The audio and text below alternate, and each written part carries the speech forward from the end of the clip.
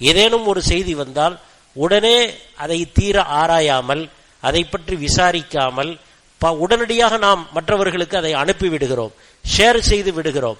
அதனால் பிறருடைய மானங்கள் பாதிக்கப்படுகிறது, பிறருடைய வாழ்க்கையில பெரிய சிரமம் ஏற்படுகிறது. இதை பற்றியெல்லாம் யோசிக்காமல் நாம் செய்து விடுகிறோம். குர்ஆன் நமக்கு சொல்லி காட்டுகிறது, இதுபோன்று நீங்கள் செய்ய வேண்டாம். பிறருடைய அந்த மானம் மரியாதைகளை நீங்கள் பாதுகாத்து கொள்ள வேண்டும். குறிப்பாக மூமின்களுடைய மானம் மரியாதையை நீங்கள் பாதுகாத்து கொள்ள வேண்டும் என்று குர்ஆன் நமக்கு சொல்லி காட்டுகிறது. அப்ப இதற்கு அடிப்படை என்னவென்று சொன்னால் நல்லெண்ணம் வைப்பது, பிறரை பற்றிய கெட்ட எண்ணங்களிலிருந்து நம்முடைய உள்ளத்தை பரிசுத்தமாக்கி கொள்வது. பொதுவாக ஒரு மூமினை பற்றி எப்பொழுதுமே நல்லெண்ணம் வைக்க வேண்டும். அது நல்லெண்ணம் வைப்பது நாயகம் ஸல்லல்லாஹு அலைஹி வஸல்லம் அவர்களுடைய கட்டளையாக இருக்கிறது. ظُنُّوا بِالْمُؤْمِنِينَ خَيْرًا, மூமின்களுடைய விஷயத்திலே நீங்கள் உங்களுடைய எண்ணங்களை சரியாக ஆக்கிக் கொள்ளுங்கள்.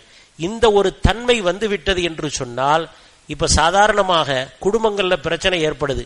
பிள்ளை என்ன நினைக்கிறாரு, தன்னுடைய தகப்பனை பத்தி நினைக்கிறாரு, எனக்கு சரியா அவர் செய்யணும்ன்ற எண்ணமே இல்ல போல தெரியுது, எனக்கு சரியா கவனிக்கவே மாட்டிருக்கிறாரு, மற்ற சகோதரர்களை தான் அவர் கவனிச்சுக்கிட்டு இருக்கிறாரு அப்படிங்கிற எண்ணம் பிள்ளையினுடைய உள்ளத்துல விழுந்துருச்சு என்று சொன்னால் தகப்பனுக்கும் பிள்ளைக்கும் மத்தியில பிரச்சனை வந்து விடுகிறது.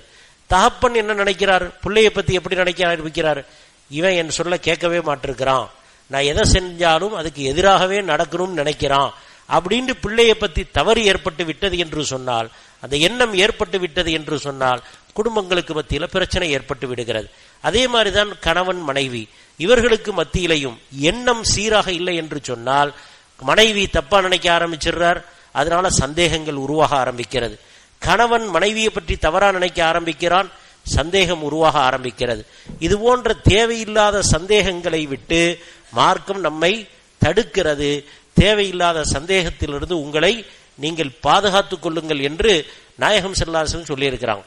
எப்போ உறுதியாக தெரிகிறதோ, உறுதியா தெரிஞ்சதற்கு பிறகு அதை பார்த்து கொண்டு சும்மா இருக்கக்கூடாது. கணவன் தவறு செய்கிறான், உறுதியா தெரியுது, மகன் தவறு செய்கிறான், உறுதியாக தெரிகிறது, இப்ப நாம் அதை விடுவதற்கு மார்க்கம் நமக்கு அனுமதி தரவில்லை.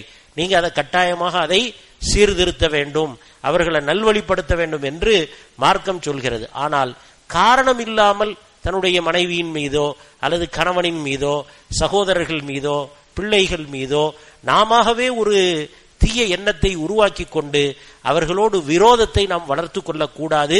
மார்க்கம் இதை நமக்கு நல்ல முறையிலே சொல்லி காட்டுகிறது.